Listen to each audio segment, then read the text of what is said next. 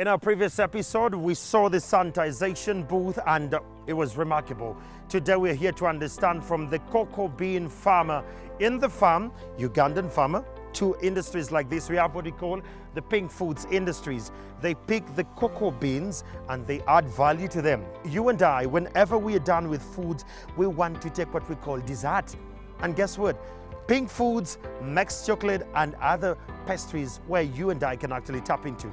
Today we are here to understand the value addition they make, but not only that, how factories like these address the issue of unemployment in our country. This is Made in Uganda. Unprocessed cocoa is one of the products that Uganda exports. As a country, we should be exporting semi-processed products like cocoa powder and cocoa butter. But when cocoa is exported with value addition, it fetches a better price on the international market. Did you know that we have chocolate made in Uganda?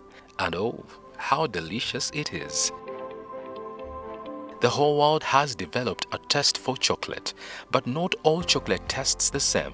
Soil, climate and weather affect the taste, but the chocolate made in Uganda has to be the best chocolate in the world.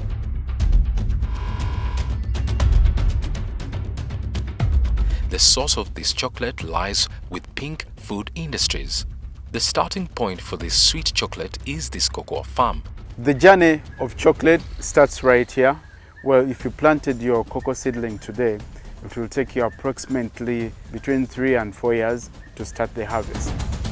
Cocoa is a perennial crop that responds well in rainy tropical areas. The districts of Mukono, Buikwe, Bundibujo and Masindi have conditions suitable for its cultivation. The fruit is hand-picked to protect the trees. Once harvested from the trees, the pods are opened and their seeds are removed. In my background is a heap of harvested cocoa pods, and we're just about to break the pods open, just like this. Once we carry this the cocoa beans with the pulp to our fermentation facility, we put it in wooden boxes with small holes where we leave it to ferment for a period of about 4 days to 1 week. And the major purpose of fermentation is to decrease the water or moisture content in the cocoa beans. And it's also at this stage, which is the most important stage in chocolate making, fermentation, that the chocolate picks its aroma, which is the chocolate aroma. Also the chocolate picks its taste. After drying, the cocoa beans are roasted. We get the beans from the farm. The cocoa beans. The cocoa beans, yes. These beans are already fermented and dried. So there are these beans that we do sort. Yes, whereby we remove the dirt, and after sorting, we do roasting. This is the roaster.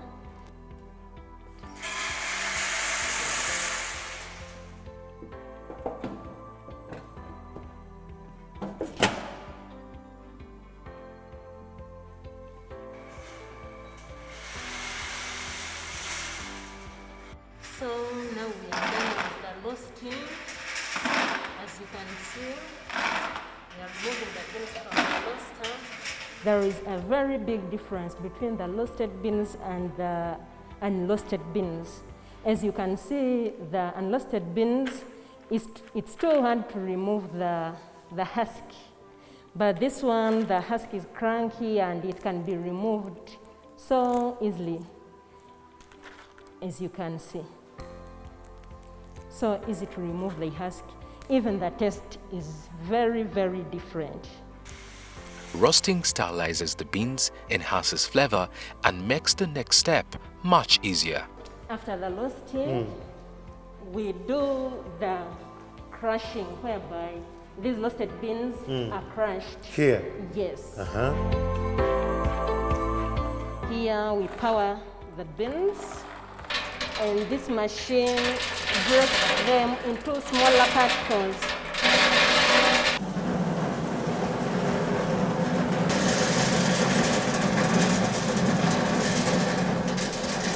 Winnowing then takes place.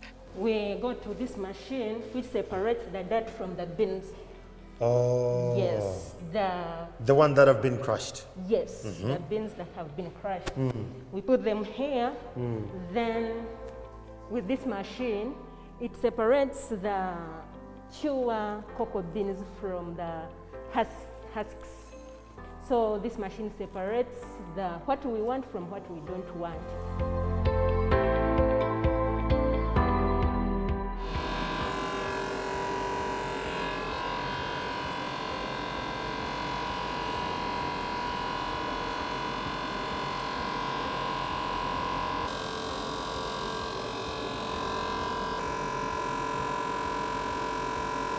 What is left over is the nib, the most desired part of the bean. The nibs are then ground.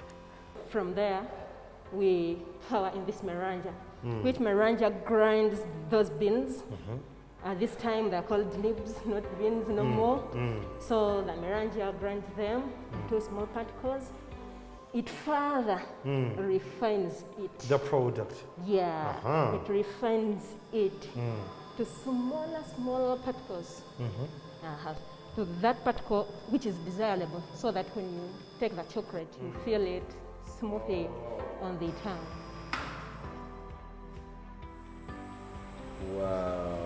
A liquid mass called cocoa liquor is produced. With more grinding and the addition of sugar, chocolate is made.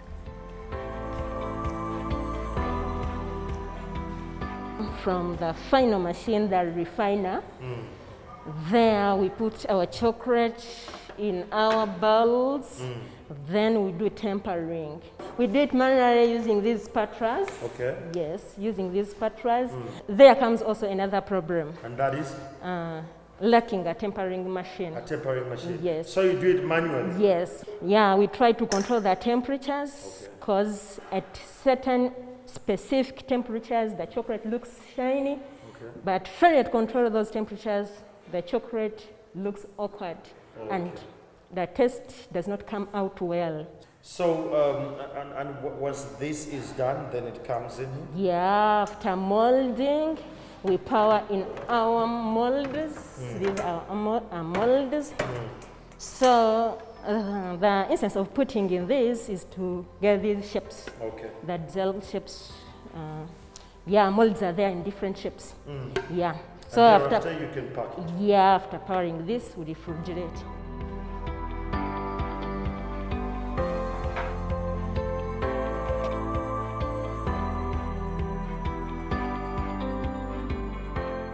How long is it in the refrigerator? It takes short time. Short time? Yes. 30, 40 minutes?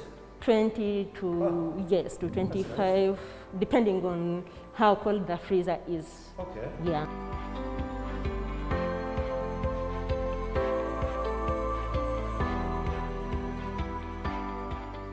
After there, we get it like this, then we start packing. We put it. Can I have a look at this? Yes, please. It's okay. So this is the package. Yes. The packaging shortly after all the process is all done. Do you package the chocolate from here, or you have to outsource another person to package for you?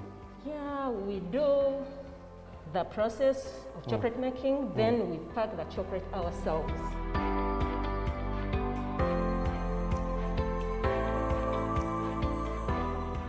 How many people are employed here? If we put people at the farm, maybe more than 25. More than 25? Yes. Okay. Then what challenges do you face as a small factory starting up to come through in the business world? Basically marketing. The market? Yeah, people out there don't know much about chocolate. So basically they take it as a luxury.